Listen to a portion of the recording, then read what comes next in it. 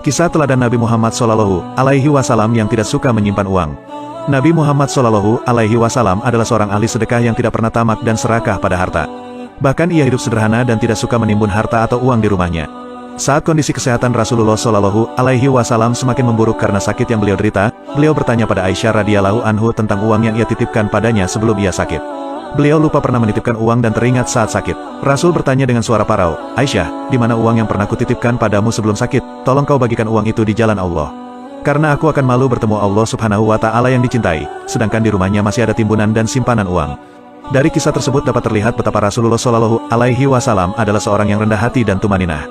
Meski sedang sakit dan hidup sederhana, Nabi Muhammad SAW tak pernah ingin menimbun harta atau memakannya hartanya sendiri. Ia senantiasa selalu berbagi dan mengingat orang lain. Wallahu a'lam bishawab. Kisah teladan Nabi Muhammad SAW yang tidak suka menyimpan uang. Nabi Muhammad SAW adalah seorang ahli sedekah yang tidak pernah tamak dan serakah pada harta. Bahkan ia hidup sederhana dan tidak suka menimbun harta atau uang di rumahnya.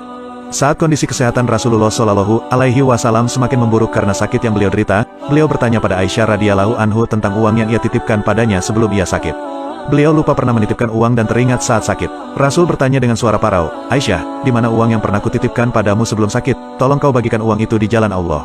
Karena aku akan malu bertemu Allah Subhanahu wa Ta'ala yang dicintai, sedangkan di rumahnya masih ada timbunan dan simpanan uang." Dari kisah tersebut dapat terlihat betapa Rasulullah SAW adalah seorang yang rendah hati dan tumaninah. Meski sedang sakit dan hidup sederhana, Nabi Muhammad SAW tak pernah ingin menimbun harta atau memakannya hartanya sendiri.